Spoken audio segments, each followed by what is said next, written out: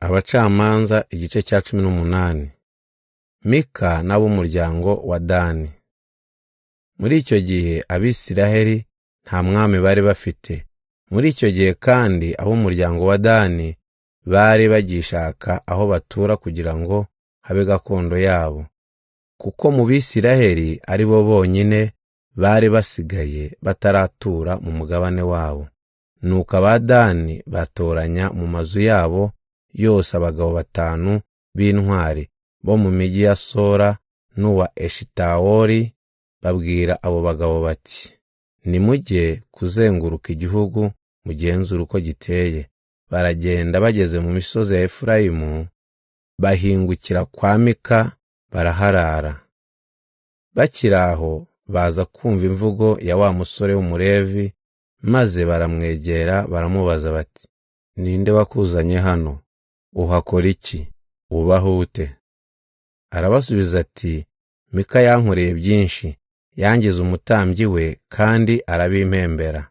Baramubwira bati, tubarize Imana niba urugendo turimo ruzatubera ruhire. Uwo mutambyi arabasubiza ati, nimugende amahoro, Uhoraho azajyana namwe.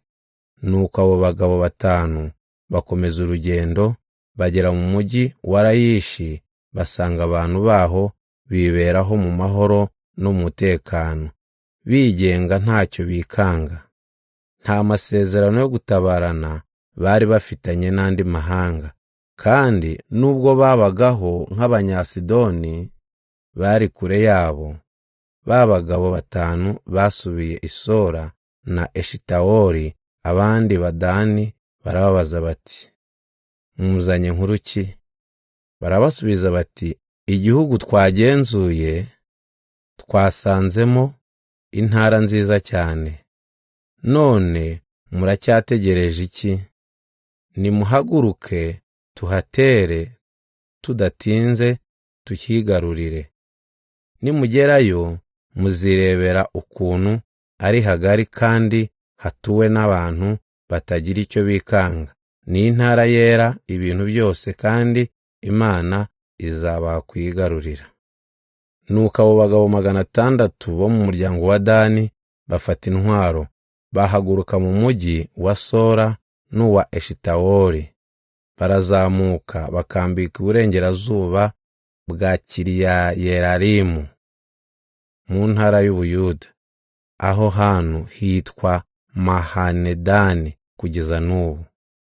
Bahavuye bagera kwa Mika mu misozi y'Abefurayimu.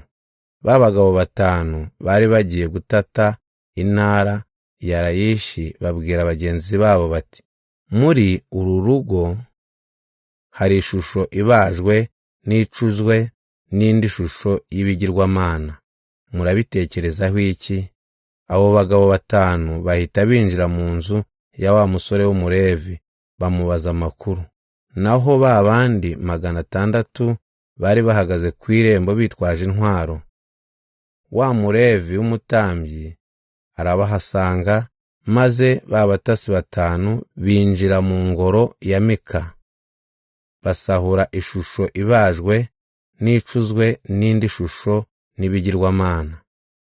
Bakibisahura, uwo mutambyi arababaza ati, murakora ibiki?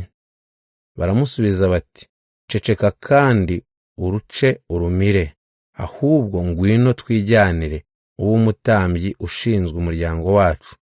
Aho kuba umutambyi w'urugo rumwe, ntiwahitamo kuba umutambyi w'amazu yose y'umwe mu miryango y'Abisiraheli? Ibyo byashimishije uwo mutambyi, maze afata ya shusho yindi na ya shusho ibajwe n'ibigirwamana, yijyanira n'abo ba Dani. Nuko bashyira nzira baragenda, bashoreye abana babo n'amatungo yabo n'ibyo bari batunze byose. Bamaze kugera kure, Mika akoranya abaturanyi be bakurikira Abadani. Babageze hafi, bavuza induru. Abadani barakebuka babaza Mika bati, icyo gitero ni iki? Mika arabasubiza ati, mwansahuye, Imana niremeye, munjyanira n'umutambyi, munsiga iheruheru, none murambaza ngo iki gitero ni iki? Abadani baramubwira bati, ntiwongere gukopfora. Aba bantu barubiye baguhitana, bakakurimburana n'umuryango wawe bose. Mika abonye ko bamurusha amaboko, arahindukira yisubirira iwe, naho Abadani bikomereza urugendo. Bajyanye wa mutambyi n'ibyo basahuye kwa Mika. Nuko batera umugi wa Layishi wari utuwe n'abantu biberaga mu mahoro no mu mutekano, babicisha inkota n'umugi barawutwika. Abanyalayishi ntibabonye uwo kubatabara, kuko bari batuye kure ya Sidoni mu kibaya hafi y'i Beti Rehobu, kandi nta n'amasezerano yo gutabarana bari bafitanye n'andi mahanga. Nuko Abadani basana umugi bawuturamo, bawitirira sekuruza wabo Dani mwene Yakobo, ariko uwo mugi wahoze witwa Layishi. Abadani bahatereka ya shusho ibajwe basahuye kwa Mika, maze Yonatani ukomoka kuri Yerushomu mwene Musa aba umutambyi w'umuryango wa Dani, asimburwa n'abamukomokaho kugeza igihe bajyanyweho iminyago. Abadani bakomeje gusenga ya shusho Mika yibarije igihe cyose inzu y'Imana yari ikiri i Shilo.